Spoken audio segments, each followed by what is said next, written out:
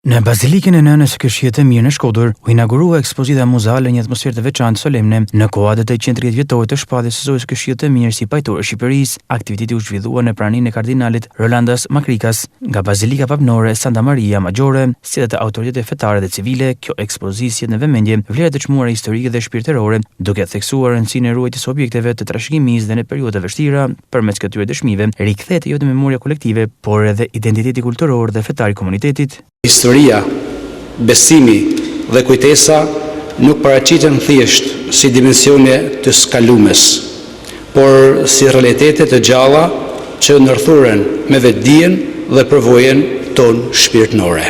Ky takim sonte nuk është vetëm një akt kulturor, por një akt kujtese të gjallë, ku e kalumja bëhet e pranishme edhe merr kuptim në dritën e tashmes. 130 vjetori i shpalljes së Nënës së Këshillit të Mirë pajtore e Shqipërisë nuk është thjesht një datë kronologjike, një kronos, por një moment teologjik, një kairos, ku hiri i Zotit edhe historia takohen bashkë. Është një dhuratë e Zotit, është një moment hiri.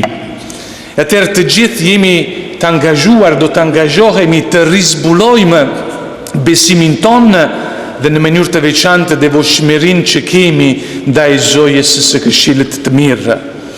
Edhe kjo ekspozitë që bëjmë sonte, si ka theksuar Don Artur, nuk është vetëm një kujtesë.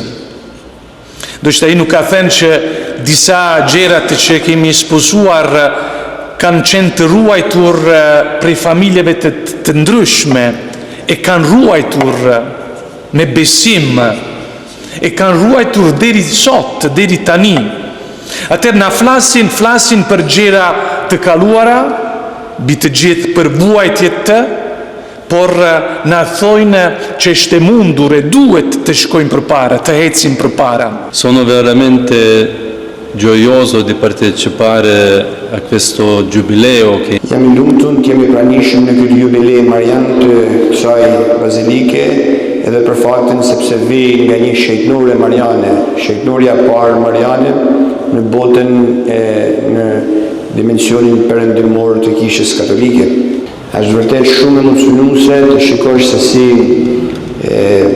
kjo bazilikë dhe përshpirtnia e Zojës lidhje me këtë bazilikë është e përhapur në gjithë botën. Kjo shejtnore në titullin e Zojës së Këshillit të Mirë, që është kryesorja për vendin tuaj për Shqipërinë, është ndëruar për gjatë gjithë shekujve. Për gjatë shekujve këtu janë lutë të gjithë shumë besimtarë, të gjithë besimtarët e mënyrë veçantë edhe martirët e kishës tuaj. Prandaj është shumë domethënëse për me nis këto celebrime dhe celebrimin e ditës nesër me këtë moment të ditës së sotme që lidhet me historinë. Sepse historia na mëson se si gjatë jetës ngjarje të ndryshme marrin atë vëmendjen e duhur e domethënien që na shërbejnë për të ardhmen. Ndër objektet me domethënësi të ekspozuara, spikat veshje tradicionale veshur nga Nën Tereza në rinin e saj, një dëshmi e rrallë që na afron më shumë me fillimet e rrugëtimit të saj shpirtëror dhe njerëzor. Prania e këtij objekti jep ekspozitës një dimension të veçantë, emocional dhe simbolik, duke lidhur të kaluar me të tashmen. Objektet dhe materialet që do të shohim sonte këtu dhe që na prezantohen, me që kam pasur mundësinë të studioj dhe të përgatis në aspektin e tyre historik, mbartin histori të heshtura, por jashtëzakonisht domethënëse.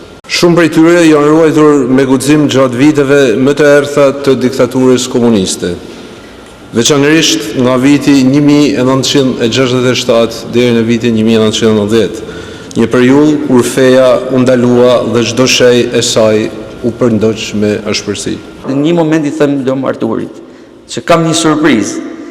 Këtu e 6 o 7 muaj përpara, teksa punonin për një ekspozitë, shoh në arkiven e Institutit të Antropologjisë diçka që kaloi errësirën dom që ne e kemi edhe rrobat e Nën Terezës.